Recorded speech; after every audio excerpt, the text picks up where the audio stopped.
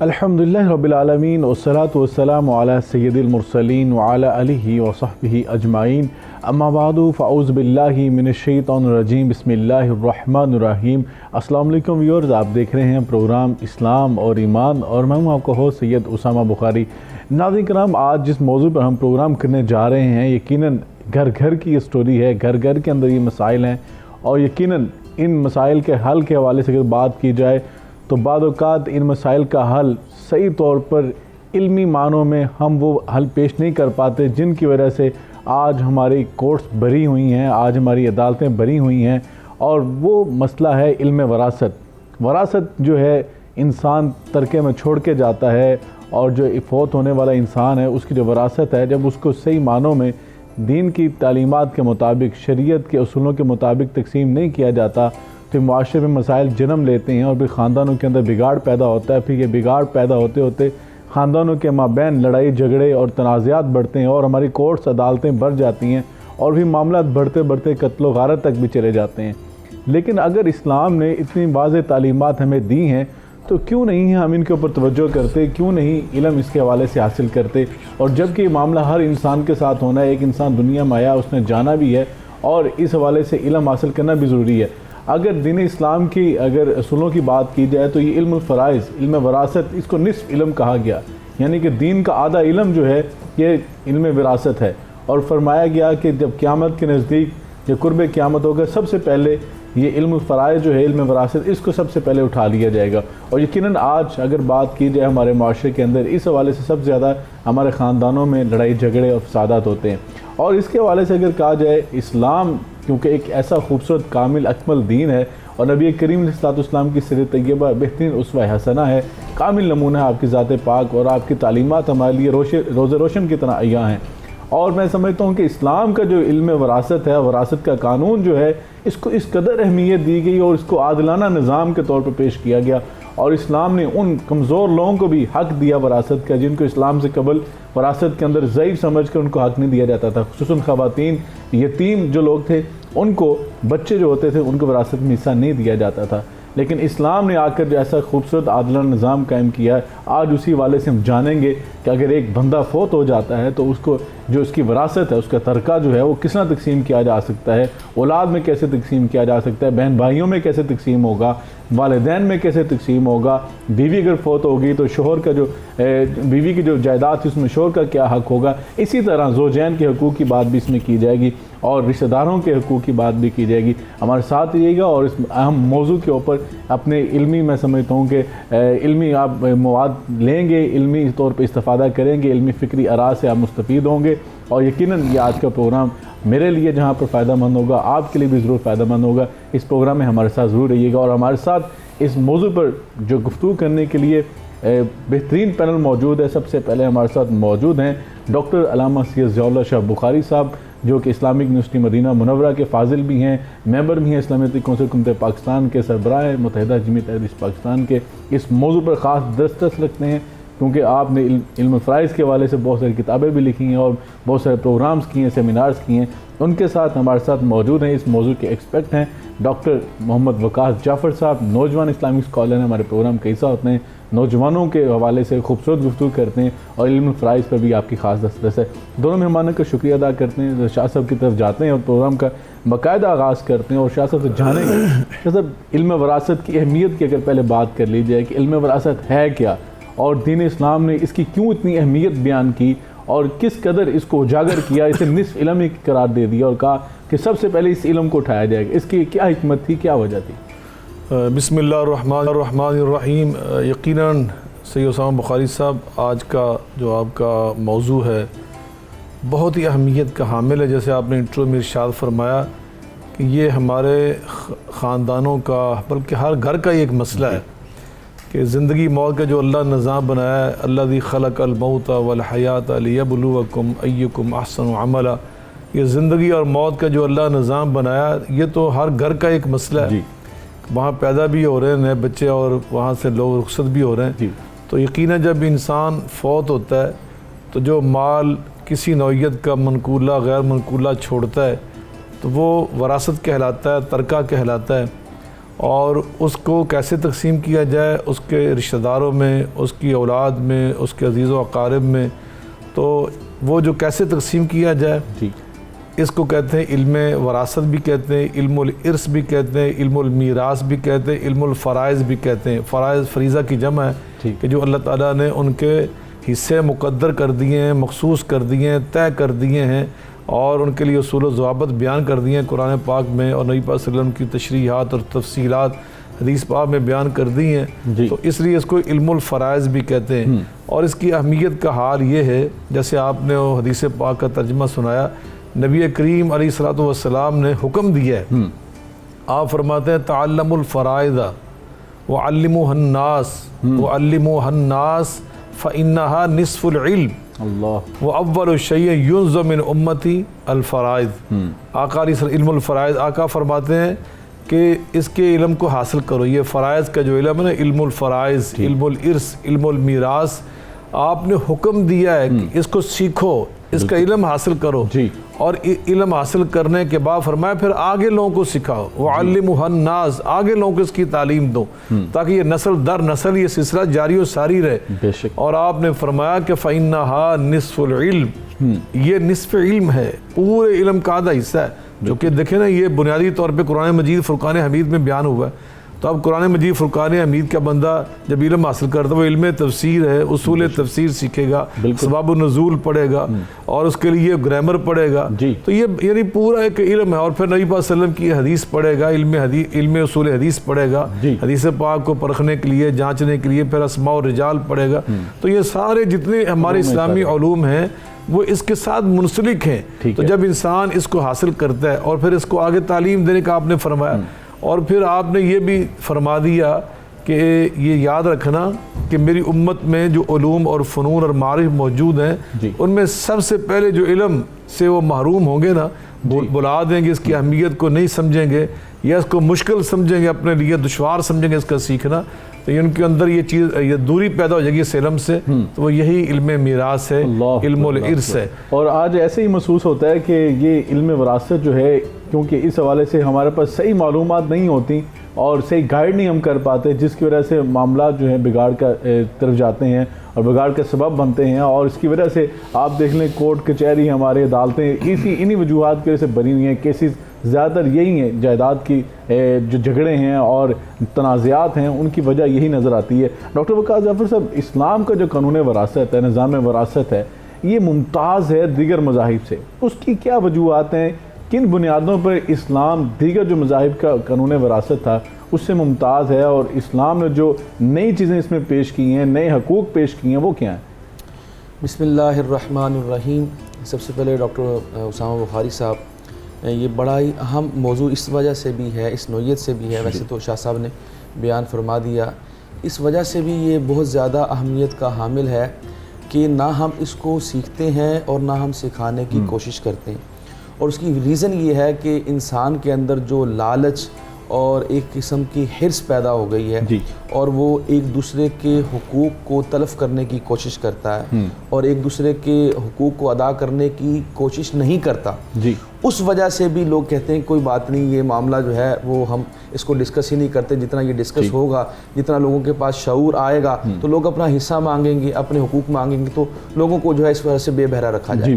ایک یہ وجہ ہے۔ اب آپ نے جو سوال کیا کہ یہ ممتاز کیسے، پہلی بات تو یہ ہے کہ سرکار دو عالم صلی اللہ علیہ وسلم کے اوپر اللہ تعالیٰ نے جو وحی نازل فرمائی، جو قرآن حمید ہمارے پاس موجود ہے، آپ دیکھیے کہ سورہ نساء کی یہ 4 آیات میں جو علم وراثت بیان ہوا ہے، جسٹ یہ صرف 4 آیتیں ہیں، لیکن اس کے اندر قیامت مضمر ہے۔ یہ ایک ایسی 4 آیات ہیں جس کے اوپر کثیر تعداد میں کتب لکھی گئی ہیں، بالکل ٹھیک ہے، اور اس کے اندر اللہ تعالیٰ کے رسول صلی اللہ علیہ وسلم نے اس کی وضاحت بھی کر دی ہے۔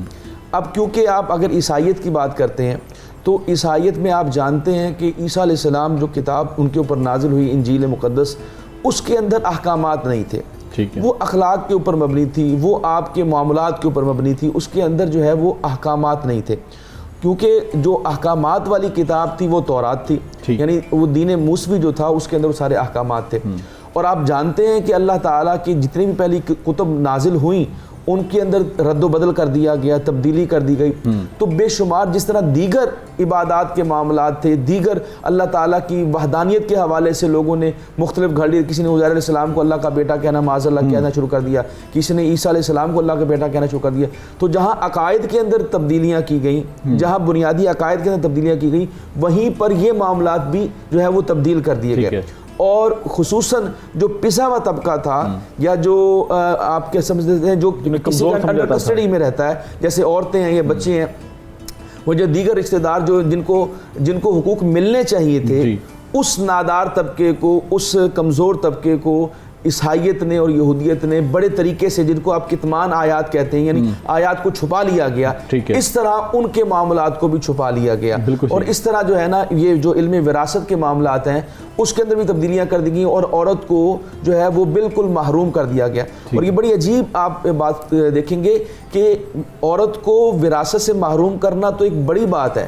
سب سے پہلی بات یہ ہے کہ مغرب نے عورت کو 1930 تک, یہ پرانی بات نہیں ہو رہی, 1930 تک عورت کو ایک قانونی حیثیت ہی حاصل نہیں تھی. یعنی وہ قانونی طور پر مغرب کے اندر اس نوبت تک پہنچ گئی تھی. وہ تو یہ کہتے تھے کہ عورت کیا ہے, یہ انسان بھی ہے یا نہیں. بے شک.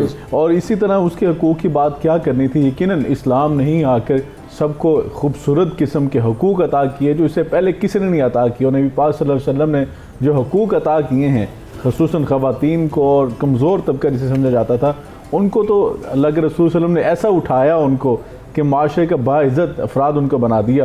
شاہ صاحب کی خدمت میں جاتے ہیں. شاہ صاحب یہ بتائیے گا, کیونکہ آج بہت سارے سوالات ہمارے پاس موجود ہیں, ہم آپ کی خدمت میں رکھنا چاہتے ہیں اور سیکھنا چاہتے ہیں کہ اگر بات کی جائے میراث کی ارکان کی, وراثت کے جو ارکان ہیں اور اس کی شرائط جو دین اسلام نے لگائی ہیں, کیسے جو ہیں ان کی شرائط کو پورا کرنا ہوگا, کہ اس کے ارکان کیا ہیں بنیادی طور پر؟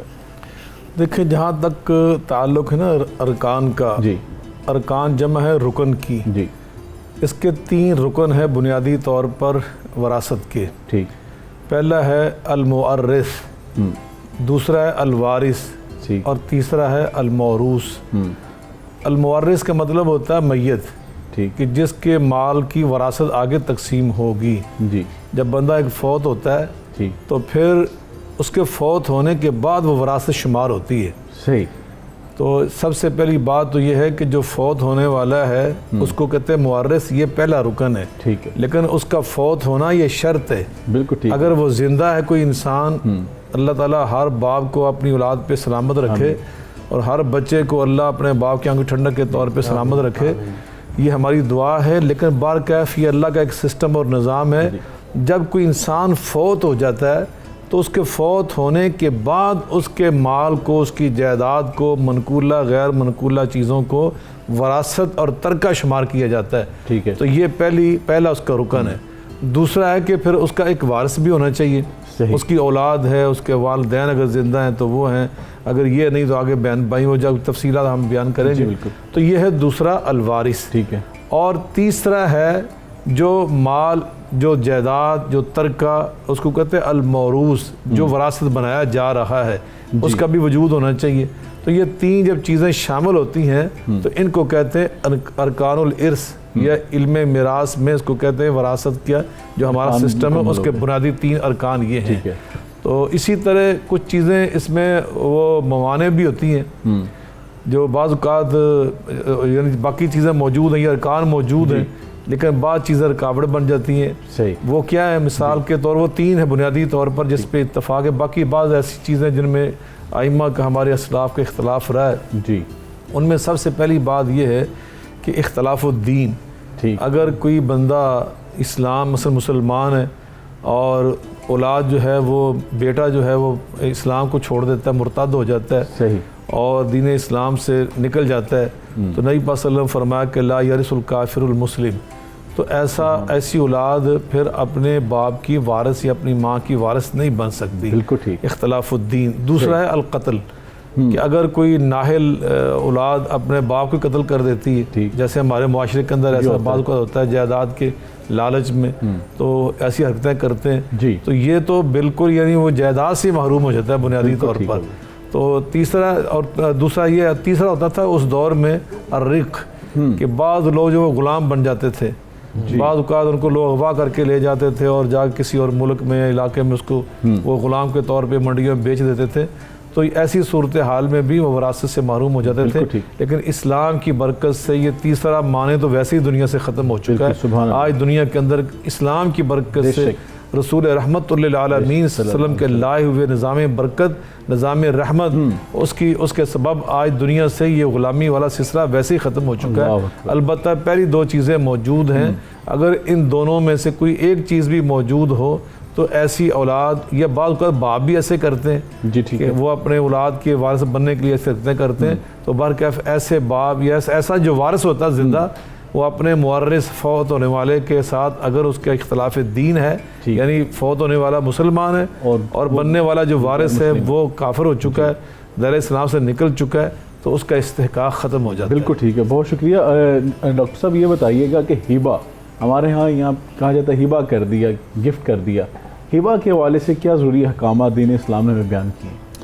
جی سب سے پہلی تو چیز، جس طرح شاہ صاحب نے ارکان وراثت بیان کی ہیں، اس کے ساتھ ساتھ یہی ہے کہ اس کی جو تقسیم ہوگی اس کے اندر ہی ایک معاملہ جو ہے وہ ہبہ کہا جاتا ہے. یعنی پہلی چیز تو یہ ہے کہ اس کو دیکھیے کہ ایک جو مالک ہے، جو جس کے پاس ملکیت ہے مال کی، وہ اپنی مالک اپنی ملک میں، یہ ایک فقہی کلیہ ہے کہ مالک اپنی ملک میں جس طرح چاہے تصرف کر سکتا ہے. بالکل ٹھیک ہے. آپ کے پاس جو آپ کے انڈر کسٹڈی، آپ کے پاس زیر آپ کی نگرانی جو بھی چیز آپ کے پاس موجود ہے، جس کی آپ مالک ہے، آپ اس کو جس طرح چاہے اس کو ٹریٹ کر سکتے ہیں.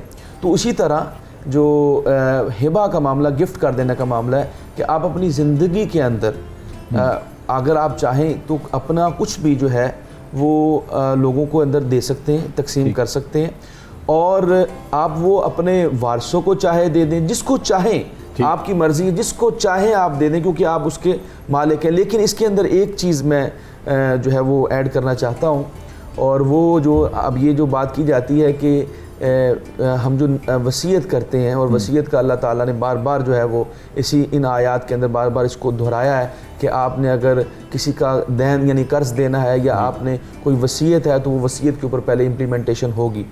تو وہ ہے کہ وصیت آئے گی مرنے کے بعد. ٹھیک ہے. مرنے سے پہلے جو ہے وہ آپ ہبہ کر سکتے ہیں، کسی کو گفٹ کر سکتے ہیں. مرنے کے بعد جو ہے پھر کیونکہ آپ کا عمل دخل ختم ہو جاتا ہے، پھر وہ اللہ تعالیٰ کا جو نظام ہے وہ اس کے اندر لگے گا. اس کے اندر ہی اللہ تعالیٰ نے آپ کو ایک اپرچونٹی دی ہے کہ آپ وصیت کر سکتے ہیں، لیکن وصیت جو ہے وہ 1/3 سے زیادہ نہیں ہو سکتی. بالکل ٹھیک. اس کی ریزن یہ ہے کہ یہ بخاری و مسلم میں دونوں میں یہ حدیث آئی ہے کہ حضرت جو ہے وہ سعد بن ابی وقاص رضی اللہ تعالیٰ عنہ جو ہے وہ بیمار ہو گئے فتح مکہ کے وقت.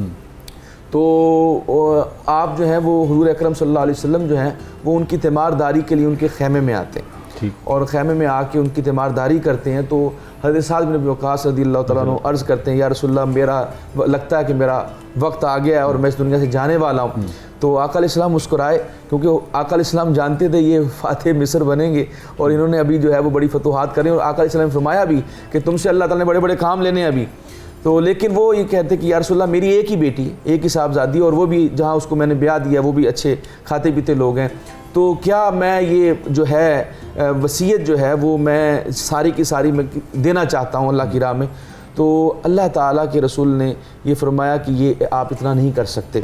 تو پھر انہوں نے کہا کہ یا رسول اللہ، پھر میں 2/3 کر دیتا ہوں، یعنی 2 حصے جو ہیں وہ دے دیتا ہوں. آقا علیہ السلام نے اس سے ہی منع فرما دیا. ٹھیک ہے. اور پھر آپ نے عرض کی یا رسول اللہ، پھر میں 1/3 دے دیتا ہوں، یعنی جس کی ہم وصیت کی بات کر رہے ہیں. تو آقا نے فرمایا کہ جو ثلث الکثیر، یہ جو آپ نے 1/3 دیا ہے یہ بھی بڑا کثیر ہے.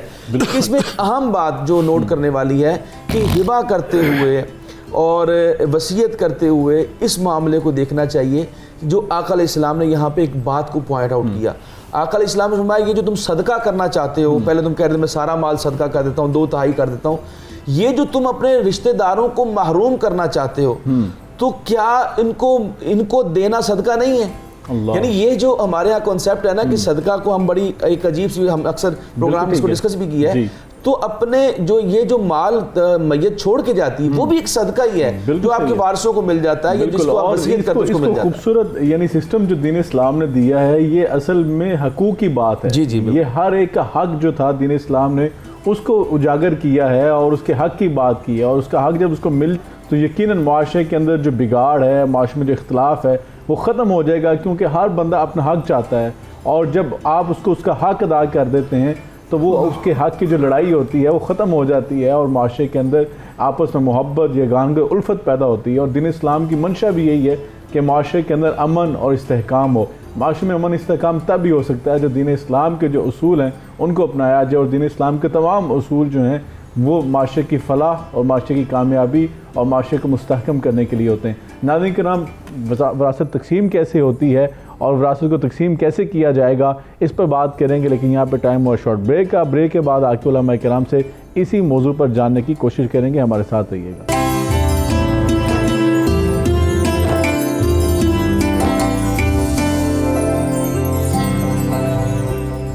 ویلکم بیک ویور، پروگرام اسلام اور ایمان میں آپ کو خوش آمدید کہتے ہیں، اور بات یہاں تک پہنچی تھی کہ وصیت جو دین اسلام نے اس کی بڑی اہمیت کو بیان کیا، رسول اللہ صلی اللہ علیہ وسلم نے اس حوالے سے بڑی واضح کلیئر کٹ تعلیمات ہمیں ارشاد فرمائیں۔ شاہ صاحب سے بھی جانیں گے، شاہ صاحب کیا وصیت جو ہے وارث کے بارے میں کی جا سکتی ہے، اور وصیت کو کب پورا کیا جائے گا؟ اور دوسری بات میں اس میں ایڈیشن یہ کرنا چاہتا ہوں کہ جو میراث ہوگی، وراثت ہوگی، اس کے تقسیم کا طریقہ کار کیا ہوگا، وہ بھی ذرا بیان کیجیے۔ دیکھیں، سب سے پہلی بات تو یہ ہے اسامہ بخاری صاحب، جیسے ڈاکٹر صاحب ارشاد فرما رہے تھے کہ وصیت کی اسلام میں بڑی اہمیت ہے، جی، لیکن من بعد وصیت یوصی بہا او دین، یہ وراثت تقسیم ہوتی ہے وصیت کو نافذ کرنے کے بعد۔ ٹھیک ہے، پہلے وصیت کو نافذ کیا جائے گا، پھر باقی جو مال بچتا ہے، جائیداد بقایا ہوتی ہے، اس کو تقسیم کیا جاتا ہے وارثوں کے درمیان۔ صحیح۔ اور اسی طرح او دین، جو قرضہ ہوتا ہے میت کے ذمے، پہلے اس کو ادا کیا جاتا ہے۔ اللہ، تجہیز و تکفین بھی اس کے مال سے کی جاتی ہے۔ یہ سارے اخراجات کرنے کے بعد جو چیز بچتی ہے اس کو پھر وراثت سمجھ کر تقسیم کیا جائے گا۔ صحیح۔ جہاں تک تعلق ہے آپ کے سوال کا جی، کہ کیا وارث کے لیے وصیت ہو سکتی ہے، یہ بڑا اہم آپ نے سوال اٹھایا ہے، اور یہ کہ علمی نوعیت کا سوال ہے جس سے اکثر ہمارے عوام غافل رہتے ہیں۔ نبی کریم علیہ الصلوۃ والسلام کی بڑی واضح حدیث ہے کہ لا وصیت لوارث، اللہ کہ وارث کے لیے وصیت نہیں بندہ کر سکتا۔ جس نے پہلی وارث بننا ہو تو اس کے لیے مزید کو وصیت کی جائے، اس کی ضرورت نہیں ہوتی، اور یہ نبی پاک نے اس سے منع کیا ہوا ہے۔ بالکل ٹھیک۔ تیسری بات یہ ہے کہ جہاں تک تعلق ہبہ کا ہے، جی، ہبہ انسان، جیسے ڈاکٹر صاحب ارشاد فرما رہے تھے کہ زندگی میں وہ کرنے کا مجاز ہے، یہ اس کا اپنا مال ہے، وہ کر سکتا ہے، لیکن جب مرض الموت ہوتی ہے نا، انسان کو محسوس ہو رہا تھا کہ میں بالکل میت کو احساس ہوتا ہے مریض کو کہ میری شاید یہ زندگی کے آخری دن ہے، تو ان دنوں اس انداز سے چیزیں تقسیم کر دینا، ہبہ کر دینا، گفٹ کر دینا، وقف کر دینا کہ جس سے وارثوں کو نقصان پہنچنے کا اندیشہ ہو، یہ اسلام میں درست نہیں ہے۔ اللہ۔ اور تیسری بات یہ ہے کہ جو زندگی میں صحت میں بھی انسان گفٹ کرتا ہے، ہبہ کرتا ہے اپنی اولاد میں سے کسی کو، جی، تو اس سے نبی پاک صلی اللہ علیہ وسلم نے بڑی ہمیں واضح تعلیم دی ہے۔ حضرت نعمان بن بشیر رضی اللہ عنہ صحابی رسول تھے، بارگاہ نبوی میں حاضر ہوئے اور عرض کرنے لگے کہ میں نے اپنے ایک بیٹے کو غلام دیا ہے بطور ہبہ، بطور تحفہ، بطور گفٹ، جی، اور آپ کو میں اس پہ گواہ بنانا چاہتا ہوں، چونکہ اس وقت یہ مال کے طور پر غلام شمار ہوتا ہے، چونکہ یہ پیسہ ہوتا تھا، ان کو بیچ کر منڈی میں پیسہ حاصل کیا جاتا تھا۔ تو نبی صلی اللہ علیہ وسلم فرمایا کہ تیرے پاس بس ایک ہی بیٹا ہے؟ کہا جی میرے پاس 10 بیٹے۔ تو فرمایا ان سب کو تم نے غلام دیے؟ کہا جی میں تو اس کو دے رہا ہوں۔ تو نبی پاک فرمایا کہ پھر انی لا اشہد علی جور، میں ظلم کے اوپر گواہ نہیں بن سکتا۔ یہ ظلم میں جا کر اس کو نہ لٹاؤ اپنی طرف، یا تو سب کو دے کر آؤ یا اس کو بھی نہ دو۔ یعنی جب انسان ہبہ کے طور پہ کوئی چیز کسی کو دے رہا ہے نا اولاد میں، تو اولاد کے اندر انصاف کرنا چاہیے، مساوات کرنی چاہیے، برابری کا اصول اپنانا چاہیے۔ اور یہاں تو بعض ہمارے اہل علم جو تھے نا، ان کا یہ موقف تھا کہ اگر آپ زندگی میں تقسیم کریں، جیسے ہمارے یہ رواج بہت زیادہ آ چکا ہے کہ زندگی کے اندر جی میں اپنی وراثت تقسیم کرنا چاہتا ہوں، وہ وراثت نہیں ہوتی۔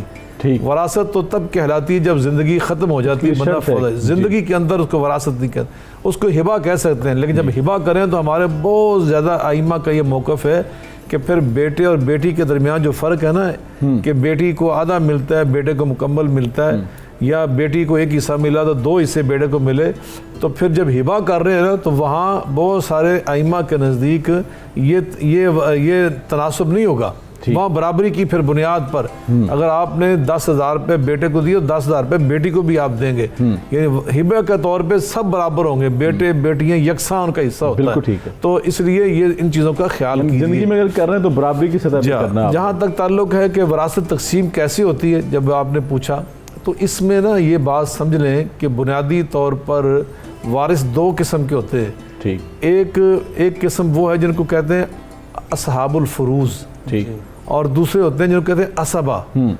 اصحاب الفروض کا مطلب یہ ہے کہ جن کے حصے اللہ تعالیٰ نے خود قرآن مجید فرقان حمید میں طے کر دیے، صحیح، اور وہ حصے پتہ کتنے ہوتے ہیں؟ وہ ہیں 1/2، 1/4، 1/8، 1/3، 1/6، 2/3۔ یہ 6 قسم کے حقوق ہیں مختلف وارثوں کے، جن کی بات تفصیل بیان کریں گے۔ تو یہ جو اصحاب الفروض ہیں پہلے ان کو دیا جاتا ہے۔ وہ تقسیم میں نے پہلے ترتیب بیان کر دی کہ پہلے آپ نے وصیت، قرضہ اور سارا، اور اب جب تقسیم وراثت کی تقسیم شروع ہوگی تو پہلے اصحاب الفروض کے حصے دیے جائیں گے۔ ٹھیک ہے، یہ ورثہ کی اقسام ہوگی۔ ہاں، پھر جو مال بچ جاتا ہے نا باقی، تو اس کو وہ رشتہ دار لیتے ہیں کہ جو عصبہ کہلاتے ہیں، کہ جو بھی مال بقایا ہوتا ہے نا سارا ان کو جاتا ہے، صحیح، اور تو وہ عصبہ کہلاتے ہیں۔ ٹھیک ہے، یہ جو عصبہ جو ہیں یہ کون سے وہ ورثہ ہیں جن کو جو دین اسلام نے بتا دیا ہے کہ یہ ان کو جو حصے مقرر کر دیے گئے، وہ ذرا بتا دیجیے۔ جن کے حصے مقرر ہوئے نا جی، وہ اصحاب الفروض ہیں۔ وہ اصحاب الفروض ہیں۔ مثال کے طور پر جیسے خامد اور بیوی کا مسئلہ آپس میں ہوتا ہے، صحیح، اگر خامد فوت ہو جائے تو اس کی جو بیوی 1 ہے یا 2 ہیں، 3 ہے، 4 ہے، تو ان کے جو حصہ ہوتا ہے نا وہ اصحاب الفروض میں سے ہے، وہ یا 1/4 ہوگا یا 1/8 ہوگا۔ اگر فوت ہونے والے کی اولاد ہے اور بیوی بھی ہے تو اس کو بیوی کو 1/8 ملے گا۔ اگر اولاد نہیں ہے تو پھر اس بیوی کو 1/4 ملے گا۔ اگر بیویاں 1 سے زیادہ ہیں تو تب بھی اولاد ہونے کی صورت میں وہ 1/8 میں حصے دار ہوں گی، اور اولاد نہیں ہے، بے اولاد فوت ہوا ہے تو 1/4 میں اس کی 1 یا 1 سے زیادہ بیویاں حصے دار ہوں گی۔ تو اسی طرح اگر بیوی فوت ہو گئی، خامد زندہ، وہ وارث بن رہا ہے، تو اولاد اگر بیوی کی ہے، اس خامد سے ہے یا کسی اور خامد سے ہے، بعض کو ایسا بھی ہوتا ہے، تو اس خامد کو اس بیوی کی وراثت میں سے، اس کے مال اور جائیداد میں سے جو حصہ ملے گا وہ یا 1/2 ہوگا یا 1/4 ہوگا۔ اولاد ہے تو 1/4، اولاد نہیں ہے تو اس خامد کو پھر 1/2 یعنی نصف حصہ ملتا ہے۔ بالکل ٹھیک ہے، بالکل ٹھیک ہے شاہ صاحب، بہت شکریہ، بڑی وضاحت کے ساتھ آپ نے بیان کر دی ہے اس چیز کو۔ ڈاکٹر صاحب یہ بتائیے گا کہ بعض اوقات اسلام کا جو قانون وراثت ہے اس کی تو امتیازی خصوصیات ہیں، لیکن اس پہ اعتراض کیوں کیا جاتا ہے کہ یہ غیر عادلانہ نظام ہے، اس میں برابری نہیں ہے مرد اور عورت کی، اس کے اندر کیوں یہ کہا جاتا ہے، یہ سوال کیوں اٹھایا جاتا ہے؟ پہلی چیز تو اس میں ڈاکٹر صاحب یہ ہے کہ الحمدللہ جو قانون وراثت ہے تمام مسالک کا تقریباً اس پہ اتفاق ہے، تقریباً ایک آدھا کوئی شک ہے۔ مثال کے طور پہ جیسے لڑکی اگر کسی کی فوت، یعنی اگر بیٹی ہے صرف، تو جو قرآن پاک کے حکم کے مطابق جو ہے اگر ایک بیٹی ہے تو اس کو نصف ملے گا، تو لیکن اہل تشیعوں کے نزدیک جو ہے نا وہ پورے کے وارث بھی ہو جاتے ہیں، اور ہمارے ہاں پاکستان میں ہوتا بھی ایسے ہی ہے کہ بعض اوقات جا کے اپنا مسلک بتا دیا جاتا ہے یا چینج کروا دیا جاتا ہے، وہ کہ مجھے ساری وراثت مجھے مل جائے، تو کہ ہمارا اس اسکول آف تھاٹ سے تعلق ہے۔ اس ادروائز جتنے بھی آپ نے یہ چیزیں بیان کی، مثال کے طور پہ جیسے ابھی ڈاکٹر صاحب فرما رہے تھے شاہ صاحب کے جو علماء کا اس پہ بھی اجماع ہو چکا ہے کہ اگر آپ نے تقسیم کرنا ہے، گفٹ کرنا ہے، ہبہ کرنا، تو وہ بھی اس میں لڑکا اور لڑکی، بیٹا اور بیٹی کے اندر کوئی جو ہے وہ امتیازی سلوک نہیں کیا جائے گا، بلکہ برابری کی سطح پہ کیا جائے گا۔ اب تیسری چیز جو یہ ہے نا، ایک اعتراض وہ بھی میں دور کرنا چاہتا ہوں۔ مثال کے طور پہ بعض اوقات مستشرقین نے اس کے اوپر اعتراض کیا کہ اگر ایک بیٹا فوت ہو گیا اور اس کی اولاد ہے اور اس کا والد یعنی بیٹے کا والد موجود ہے، دادا موجود ہے، تو پوتا جو ہے وہ وراثت سے محروم ہو جاتا ہے۔ بالکل ٹھیک۔ تو وہ اس پہ اعتراض کرتے ہیں، دیکھیں جی ایک یتیم پوتے کے اوپر جو ہے وہ انہوں نے یہ کر دیا ہے، تو جناب اس کے لیے اللہ تعالیٰ نے وصیت رکھی ہے، بالکل، تو وہ 1/3 کی وصیت اپنے پوتے کے لیے، پوتی کے لیے کر سکتا ہے۔ تو یہ ایک بات ہو گئی۔ تو امتیازی سلوک نہیں ہے، بلکہ اللہ تعالیٰ نے جو حصے مقرر فرمایا جس کو شاہ صاحب بیان فرما رہے تھے، وہ اتنے خوبصورت ہیں کہ مثال کے طور پہ عورت کے حوالے سے بات کی جاتی ہے نا کہ عورت کو جو ہے وہ بیٹی ہے تو اس کو جو ہے وہ آدھا حصہ کیوں ملے گا بیٹے کے مقابلے میں. تو ریزن یہ ہے کہ اللہ تعالیٰ نے عورت کے لیے اس کے بچپن سے لے کر اس کے بڑھاپے تک جو رشتے اس کے ساتھ تعلق رکھتے ہیں اللہ تعالیٰ نے ایسا نظام بنایا ہے کہ وہ کسی سے بھی محروم نہیں ہوتی, کیونکہ وہ اس نے کسی کے انڈر رہنا ہوتا ہے. ظاہر ہے وہ گھر میں رہتی ہے, گھرستی کا اس کا کام ہے, تو وہ بیٹی ہے تو اس کو بطور بیٹی بھی حصہ ملے گا, ٹھیک ہے, بطور بہن بھی مل جائے گا, پھر اگر بیوی ہے تو بطور بیوی بھی اس کو مل جائے گا, ماں ہے تو بطور ماں بھی مل جائے گا. تو اس کی جو کفالت ہے وہ اس کے بچپن سے لے کے اس کے بڑھاپے تک وہ اس کے اندر سے ہو جائے گی. تو یہ امتیازی نہیں ہے, یعنی کہ یہاں پہ ہر ایک کے حقوق کی بات کی گئی ہے, ہر ایک کے حق اچھا کا ایک خیال اور بھی رکھا یہ کہ گیا. اللہ تعالیٰ فرماتا ہے میں قسط کے اوپر نظام کو قائم کرتا ہوں. ہمارے ہاں ہوتا ہی ہے کہ ہمارا سوشل سسٹم جو ہے وہ ایسا ہے کہ ہم قانون کی بات تو کرتے ہیں, ہم سزاؤں کی بات بھی کرتے ہیں کہ چور ہے تو اس کے ہاتھ کاٹ دیجئے, لیکن جو سوشل جسٹس ہے جو ہمارا جس کے اندر یہ وراثت کے معاملات بھی آتے ہیں, اس سے ہم بڑے دور ہیں. یہ تو ہمارے اپنے ہاتھ میں, اس کو تو ہم کر سکتے ہیں نا, جو چیز آپ خود اس کو امپلیمنٹ کر سکتے ہیں اس میں بہتری آنی چاہیے. شاہ صاحب کی خدمت میں یہ بھی سوال رکھنا چاہوں گا. شاہ صاحب, عورت کے حوالے سے یہ بڑا سوال اٹھایا جاتا ہے کہ اسلام نے عورت کو جائیداد میں مرد کے برابر حصہ نہیں دیا, تو اس میں جو لاجک تھی, اس کے اندر حکمت تھی, کیا اس کے اندر حکمت ہے, اور دین اسلام اس حوالے سے کیا امتیازی طور پر اپنا وصف بیان کرتا ہے؟ پہلی تو بات یہ ہے کہ ایسے لوگوں کو یہ بات ہم واضح کر دینا چاہتے ہیں کہ قرآن مجید فرقان حمید میں جو وراثت کی آیات نازل ہوئی ہیں نا, ان کا سبب خواتین بنی ہیں. بے شک غزوہ احد میں ایک صحابی شہید ہو گئے, تو ان کی یتیم بچیوں کی جو وراثت تھی نا, وہ ان کے جو چچا تھے اس دور کے طریقہ کار کے مطابق انہوں نے اس پہ قبضہ کر لیا. تو ان بچیوں کی جو بیوہ ماں تھی, ایک شہید کی بیوہ, وہ اپنی یتیم بچیوں کو لے کر بارگاہ نبوی میں حاضر ہوئی, اور اس نے آ کے عرض کی اللہ کے وسلم ان کے بابا آپ کے ساتھ غزوہ احد میں شہید ہوئے ہیں, اب ان کے باپ کی جو وراثت تھی ان کے بھائیوں نے, یعنی ان کے چچاؤں یا تاؤں نے ان کے اوپر قبضہ کر لیا ہے. تو اللہ تعالیٰ نے اس موقع پہ یہ آیات نازل فرمائی تھی, یوصیکم اللہ فی اولادکم للذکر مثل حظ الانثیین, آخر تک. تو یہ آیات میراث, احکام میراث, تعلیمات میراث, یہ ساری ان یتیم بچیوں کی برکت سے اللہ نازل فرمائی. تو یہ خواتین کے حقوق کی پاسداری اسلام میں کس قدر زیادہ, کتنی اہمیت. ایک بات. دوسری بات, جیسے ابھی ڈاکٹر صاحب بڑی خوبصورت انداز سے اس کی وضاحت کر رہے تھے کہ خواتین کا اگر للذکر مثل حظ الانثیین بیان کیا نا, کہ اگر بیٹی کو 1000 روپیہ وراثت مل رہا ہے تو بیٹے کو 2000 مل رہا ہے, تو اس لیے کہ اس بیٹے نے گھر کا جب نظام چلانا ہے تو اس یتیم جو اس کی بہن ہے نا, اس کے اخراجات بھی اس بھائی نے کرنے, اس کے ذمہ ہے. اس نے اپنی بیوہ ماں کے اخراجات بھی اس نے پورے کرنے. بالکل ٹھیک. پھر اس کے بعد اس نے جو اپنے گھر بیوی لے کر آنی ہے اس کے اخراجات بھی اسی نے ادا کرنے. تو چونکہ اس کے اخراجات ہی اخراجات ہیں, اور بیٹی کے ذمے کوئی نام نفقہ نہیں ہے, ماں کے ذمے کوئی گھر چلانا نہیں ہے, یہ ان کی ذمہ داریوں میں شامل ہے. جو وراثت مل گئی وہ اس کو سنبھال کے اپنے گھر میں رکھیں, اپنے پرس میں رکھیں, اپنی تجوری میں رکھیں, اپنے کسی جگہ پہ رکھ لیں, ان کے اوپر کوئی فرض نہیں ہے, کوئی ذمہ داری نہیں. ایک بات. دوسری بات یہ بھی میں واضح کر دوں کہ یہ ہر جگہ پہ ایسا نہیں ہے, یہ ضابطہ اور قانون یعنی ہر جگہ پہ ایسا نہیں ہے کہ بیٹی کو آدھا مل رہا ہے, خاتون کو آدھا مل رہا ہے اور مرد کو اس سے ڈبل مل رہا ہے, ایسا نہیں ہے. اسی ہمارے جو احکام میراث ان کے اندر دیکھیں, بعض مواقع ایسے ہیں کہ جہاں مرد اور عورت دونوں کا حصہ برابر ہے. بالکل ٹھیک. مثال کے طور پہ ایک بندہ فوت ہوا, اس کی ماں بھی پیچھے وارثوں میں شامل ہے, باپ بھی اس کا وارثوں میں شامل ہے, تو یہاں ماں اور باپ, مرد اور عورت ہی ہے نا, ان دونوں کے حصے 1/6 1/6 سدس ہے. اور سدس برابر دونوں کا 1/6 باپ کو ملے گا اور 1/6 وراثت کا ماں کو ملے گا. تو یہاں مرد عورت برابر ہوئے یا نہیں ہوئے؟ ایک اور سن لیں کہ وہاں عورت کا حصہ زیادہ ہے, مرد کا کم ہے. وہ کیسے؟ ایک عورت فوت ہوگی, اس نے اپنے وارثوں میں 2 چھوڑے, ایک اس نے اپنا خامد چھوڑا, ایک اس نے اپنی بیٹی چھوڑی. اب بیٹی کا حصہ کیا ہے؟ فلاح النصف, اس کا 1/2 حصہ ہے وراثت میں, اس کا 1/2, اور خامد کا کتنا حصہ ہے؟ 1/4. اب خامد کا حصہ کم ہے, یعنی اس بیٹی سے آدھا حصہ اس کا. تو اس لیے وہ مرد ہے اور یہ عورت ہے. بالکل ٹھیک. اس لیے یہ بات جو ہے نا, یہ ان کا نقطہ نظر ہی غلط ہے بنیادی طور پر.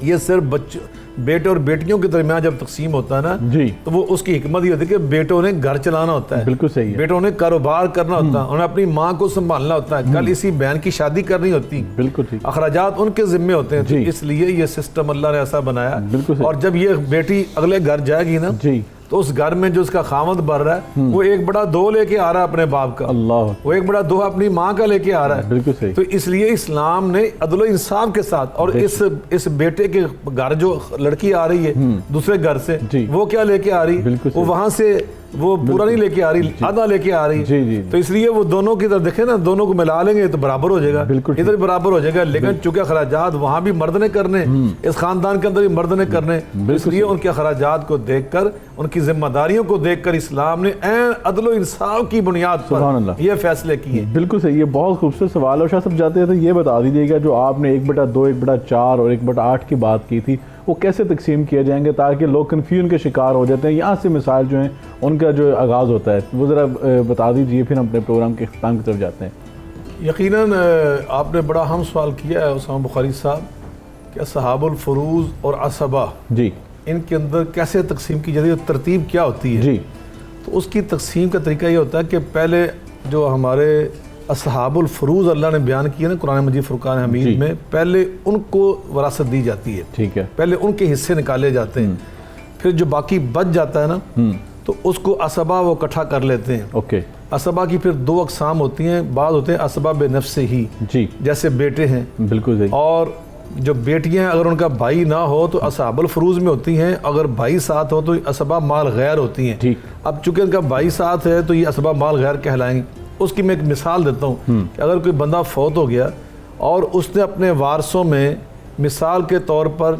4 افراد کو چھوڑا ہے، اوکے، 2 بیٹیاں چھوڑی، 1 بیٹا چھوڑا اور 1 اس نے اپنی بیوی چھوڑی، اوکے، اب اس کی جو بیوی ہے یہ اصحاب الفروض میں شامل ہے، صحیح، اور چونکہ اب اس کی اولاد ہے فوت ہونے والے کی، تو اب اس بیوی کو 1/8 حصہ ملے گا اس جائیداد میں سے 1/8۔ اب 1/8 پہلے نکالا جائے گا اور اس بیوی کو اس کا حصہ پہلے ادا کر دیا جائے گا اس بیوہ کو۔ صحیح، اب اس کا رہ گیا بیٹا اور 2 بیٹیاں، بالکل صحیح، باقی جتنا بھی مال ہے، جتنی جائیداد ہے، اس کے 3 حصے، اس کے 5 حصے کیے جائیں گے، صحیح، اور ان حصوں میں کیا ہوگا کہ جو بیٹا ہے نا اس کو ڈبل ہوگا، 5 حصے نہیں کریں گے ہم، اس کے 4 حصے کریں گے، بیٹا جو ہے وہ 2 حصے اٹھائے گا اوکے، اور بیٹیاں 1 حصہ اٹھا کے لے جائیں گی، صحیح، یعنی بیٹیاں 1 حصہ اٹھائیں گی۔ مثال کے طور پہ اگر 40 لاکھ روپیہ ہے تو 10 لاکھ روپیہ وہ بیٹیاں لیں گی اور 20 لاکھ روپیہ جو ہے وہ اس کا بیٹا لے گا۔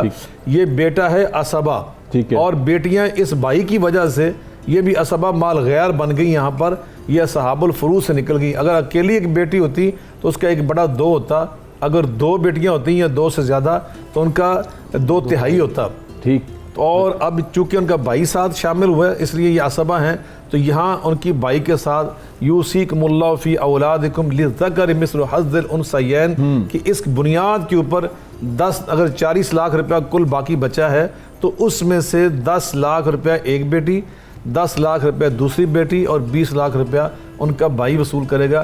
تو یہ ہے عصبہ اور اصحاب الفروض کی تقسیم کا طریقہ کار۔ بالکل ٹھیک ہے، بہت شکریہ شاہ صاحب آپ کا اور ڈاکٹر صاحب آپ کا، یقیناً انتہائی خوبصورتی کے ساتھ آپ نے تمام پہلو جو ہیں علم وراثت کے حوالے سے ان کو ایلیبوریٹ کیا، واضح کیا، اور یقیناً میں سمجھتا ہوں کہ اگر ان چیزوں کو صحیح طور پہ امپلیمنٹ کر دیا جائے تو انشاءاللہ جو معاشرے میں جو بگاڑ، انتشار اور خلفشار ہوتا ہے، جو اختلاف ہے جائیداد کی تقسیم کے حوالے سے، وہ ختم ہو سکتا ہے۔ اور یقیناً واقعتاً جو رسول اللہ صلی اللہ علیہ وسلم نے فرمایا یہ نصف علم ہے دین کا، اور اگر ان چیزوں کو پڑھ لیا جائے اور ان چیزوں کو صحیح معنوں میں ان کی تذکیر کی جائے، ان کا ذکر کیا جائے بار بار اور ان کو دہرایا جائے، اور اپنے خطبات کے اندر، دروس قرآن کے اندر، سیمینارز کے اندر جو پروگرامز کانفرنسز کرتے ہیں ان کے اندر ان کو اجاگر کرنا چاہیے تاکہ یہ ہر مسلمان کے ذہن میں چیزیں راسخ ہوں، تاکہ کیونکہ یہ زندگی کا ایسا معاملہ ہے جو ہر انسان کے ساتھ گزرنا ہے یا کوئی ہر انسان سے گزر رہا ہے۔ تو اگر ہم یہ چیزیں بار بار ان کو ڈسکس کریں گے تو انشاءاللہ جو ہے